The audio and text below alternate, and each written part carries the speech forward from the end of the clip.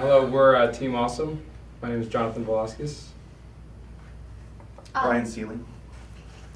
My name is Xilang. My name is Rachel Chen. Lexus Mans. I'm Carl. And for our Capstone group project, we are going to be developing a mobile app game, a turn-based strategy game for Android devices using the Unity engine. So today, not that many people are aware of terraforming, the process of transforming a planet so that it resembles Earth and also supports Earth life. Most of their information probably comes from sci-fi movies and sci-fi TV shows. The amount of money and effort and technology it would take to transform a planet on such a grand scale is almost unfathomable. So that's where our game Godlike, Birth of a New Earth comes in. Our game will educate and provide a fun experience for players as they attempt to transform the planet Mars. Mars needs to be changed in four fundamental ways before it can be considered an Earth-like planet. Right now, the Mars surface is way too cold for us to live comfortably. The atmosphere is unbreathable for us. It's mostly carbon dioxide. The Mars also does not have a magnetosphere, and it doesn't have a ozone layer. The magnetosphere would protect people from radiation from the sun, and the ozone layer would protect colonists from the harmful ultraviolet rays from the sun. So the player will attempt to correct these problems over the course of their playthrough as colonists, and they will use it using future technology that some of which exists today but is in a more primitive state. The player will also have to manage to survive on Mars, building buildings to accumulate food and water, also getting resources to build the structures that the player will need to construct terraforming buildings to advance their real purpose. So the target demographic for our game is anyone over the age of 13, and we think that anyone that's interested in space or just turn-based strategy games will be drawn to our game. Features. One of the things we would like to accomplish when making this game is that we want to make sure that all the theoretical terraforming science is correct, and that the player will learn how to terraform the planet as they play the game. Another goal we would like to accomplish is replayability. Each time you make a new game, the terrain will be completely different, resources will be spread differently, and their placement will be different each time, etc., etc. We also want to make sure that we also are going for mobility. Since there's a lot of young people these days, especially a lot of people like to use cell phones and other mobile things these days, and that's the demographic we're going for. We think that to reach a broader group of people when we make this game, mobility is the way to go. Slide. Game mechanics. This is going to be a turn-based strategy game. It's going to be kind of like a board game, for example. Like the units can only go so many moves. You can only consume or bring in so many resources at a turn, as well as you can only build up as much infrastructure in that limited amount of time in that turn. Also, population. How much human population living on that planet reflects how well you are doing. The less people that are starving or decreasing, or if it decreases each turn, the better you are doing. Also, the more population bases you create on the planet reflect how well you're doing. However, to get bases, you must find resources, which means you have to explore. Initially, when you start the game, you only know a couple squares out of where you're at, and you have to explore to actually find the resources you need. Other aspects of the game, including free zones, safe zones, I apologize. Safe zones are areas where you can build beacons, which then you can electric beacons, which you can then use to sorry, what is it called? Never mind. Beacons which help you, they'll terraform that portion, which then will let you farm that area. And so that makes food, which makes the population go up. The last thing that I'll talk about is scripted events.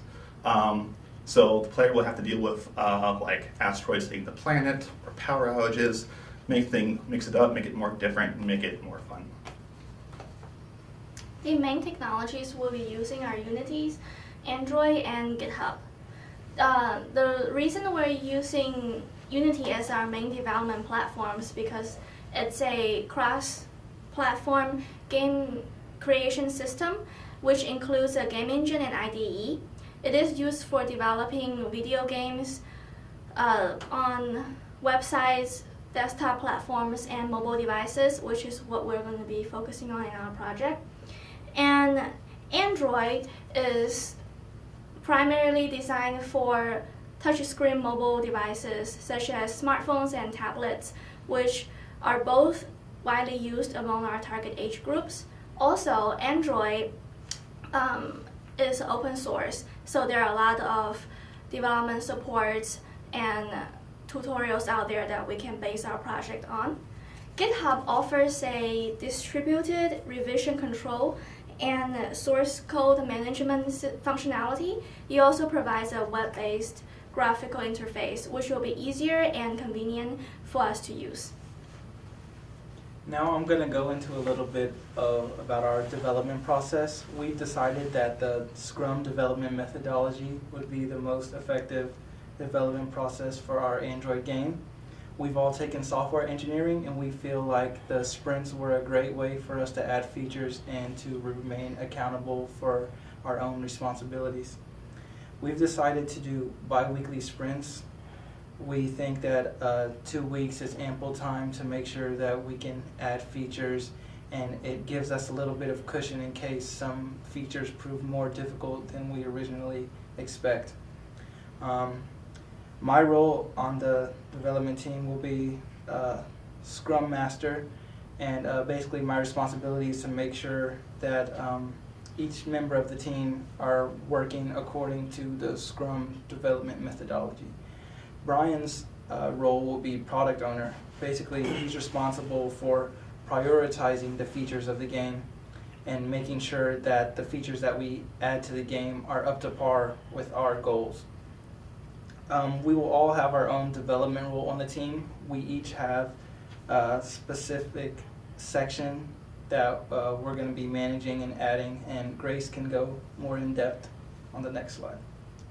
As development roles, game design and modeling will be done by our group leader, Jonathan, and the UI design and integration will be done by Lexus and Rachel. Game logic implementation will be done by Cole and me, and game features will be done by Brian. Here you can see a screenshot of our sprint schedule. We prioritize the most key features in the beginning. On that first sprint, you can see we have the bases of the models that we need, such as the beacon, the base, and the worker rovers, and obviously the user interface is going to be up there at the top as well. One of the most fundamental features for our gameplay will be the hex grid system, which is the map that our game is going to take place on, and also the turn system. On the right, you can see we have a testing column. As we add features, we're going to be testing those features on the following sprint to make sure that they're working how they need to be. We plan on finishing everything by the week ending April 11th, and that gives us a little cushion in case there's some things that haven't been completed. And once everything is finished, we're going to go into integration testing and user acceptance testing the final couple weeks. And there will be three main part of the development cost and resource need, and they're testing device, development device, and then developer cost. For the development device, this game is going to be based on the Android device, so we're going to be total of 6 Android phone, and each of the Android phone going to cost around $350, and 700, so the total cost gonna be around 3,000. For the development device, since this is a games, we need to create an animation. So we need a PC that has a good graphic card, which will cost around 2,000, and we're gonna be using John PC.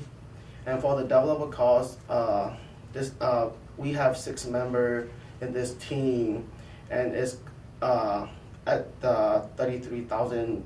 That is for the 8 months per person, and the total cost gonna be 200,000 for the whole member, and the approximate total of the project total cost gonna be $205,000.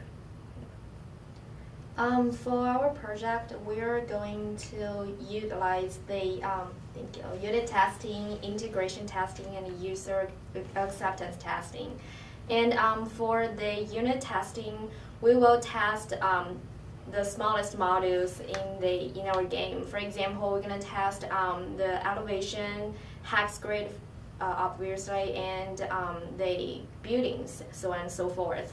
And then after the development of our game processes, we are going to step into the integration testing, where we combine or integrate the small modules or units together to see whether they work with each other.